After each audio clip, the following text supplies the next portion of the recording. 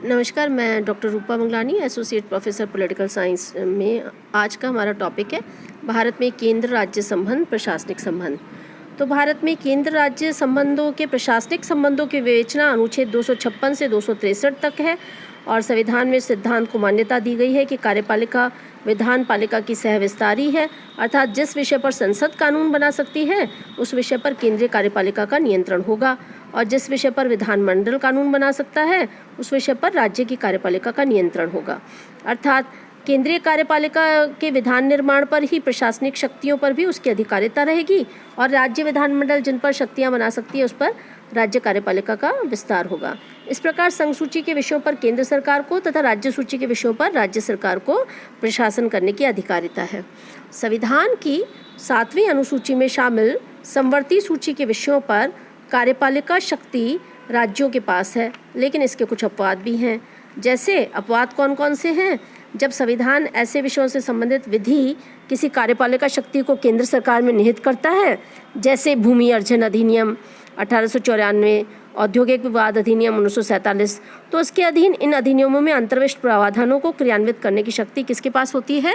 केंद्र के पास होती है। तो प्रशासन के संबंध में राज्यों को निर्देश देने की शक्ति है।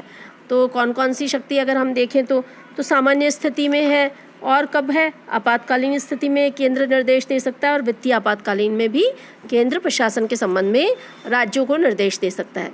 तो अगर हम सामान्य स्थिति में देखें तो राज्य में प्रवर्तित केंद्रीय कानून तथा विद्यमान विधियों के अनुपालन को सुनिश्चित करने के लिए केंद्र निर्देश दे सकता है और यह सुनिश्चित करने के लिए कि केंद्र की कार्यपालिका शक्ति के प्रयोग में राज्य की कार्यपालिका शक्ति हस्तक्षेप नहीं कर सकती, केंद्र निर्देश दे सकता है। और राज्य द्वारा राष्ट्रीय या सैनिक महत्व के संचार साधनों के निर्माण तथा उन्हें बनाए रखे जाने को सुनिश्चित करने के लिए निर्देश दे सकता है और राज्य की सीमा क्षेत्र के अंतर्गत रेलों के संरक्षण को सुनिश्चित करने के लिए भी केंद्र निर्देश दे सकता है।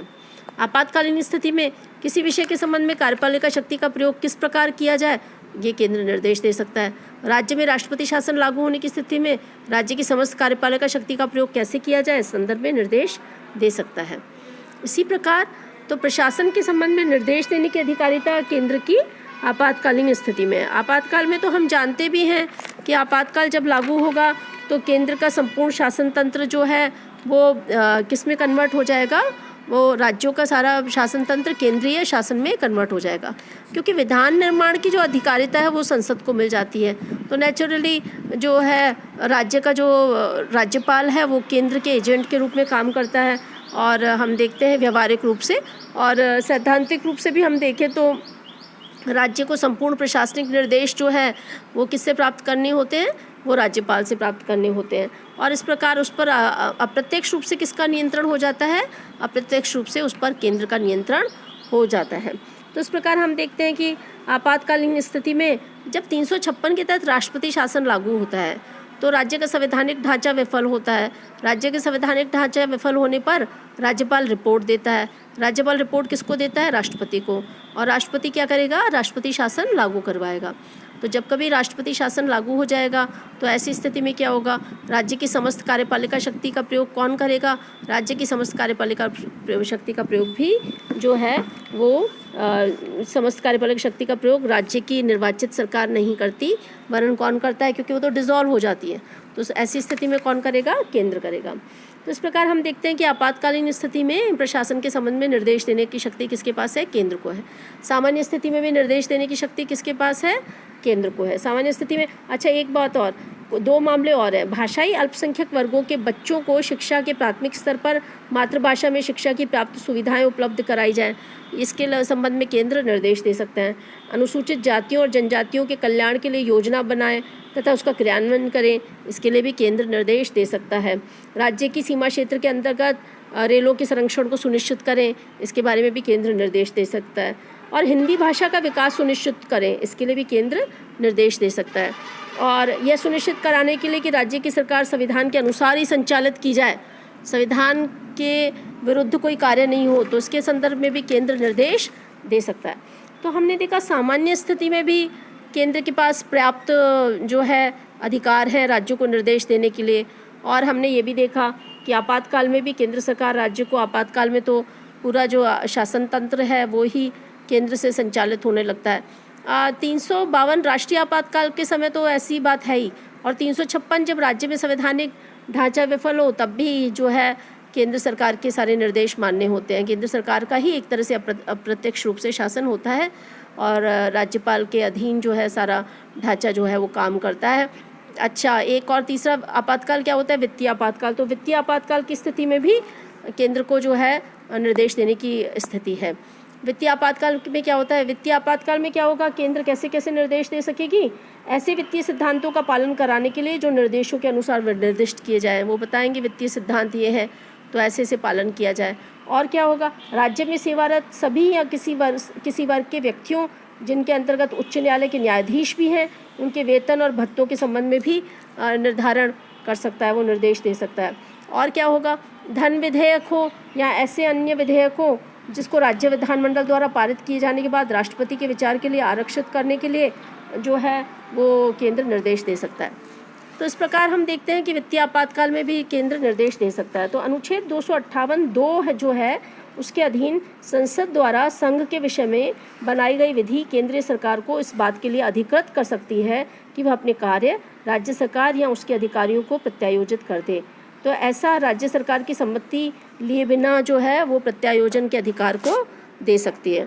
तो इस प्रकार हमने देखा कि विधायी संबंधों में भी हमने देखा कि केंद्र की अधिमान्यता होती है, और हालांकि प्रशासनिक और कार्यपालिका संबंध में साफ लिखा है, अनुच्छेद 256 से लेकर 263 तक केंद्र राज्य प्रशासनिक संबंधों को स्पष्ट किया गया है, और उसमें कहा गया है कि कार्यपालिका विधानपालिका की सहविस्तारी है, अर्थात जिस विषय पर संसद कानून बना सकती है उस विषय पर केंद्रीय कार्यपालिका का नियंत्रण होगा, और जिस विषय पर विधानमंडल कानून बना सकता है उस विषय पर राज्य की कार्यपालिका का नियंत्रण रहता है।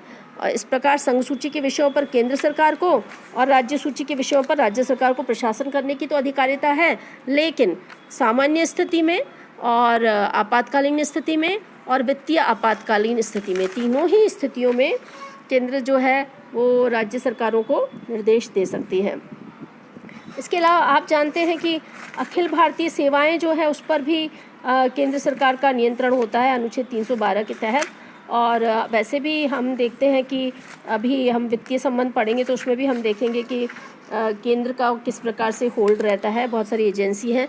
मैं आपको बताना चाहती हूँ कि योजना आयोग और राष्ट्रीय विकास परिषद, ये दोनों ही एजेंसियाँ 2015 से पूर्व, जो कि 2015 के बाद तो नीति आयोग आ गया जिसको हम आगे पढ़ेंगे, तो दोनों ही योजना आयोग और राष्ट्रीय विकास परिषद का बहुत बड़ा होल्ड था, क्योंकि योजना आयोग और राष्ट्रीय विकास परिषद दोनों थिंक टैंक माने जाते थे।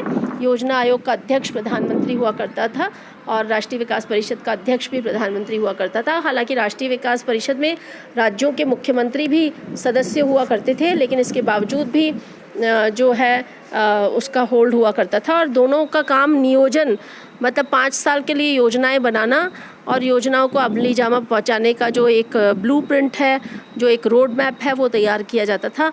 और उसमें अशोक चंदा जैसे विद्वान ने तो योजना आयोग को जो है आर्थिक मंत्रिमंडल की भी संज्ञा दी थी, तो उसका बहुत होल्ड रहता था। तो कुल मिलाकर हम देखते हैं कि प्रशासनिक संबंधों में भी केंद्र का राज्यों के मामलों में हस्तक्षेप रहता है और राज्यों को निर्देश देने की शक्ति रहती है, क्योंकि हम सब जानते हैं।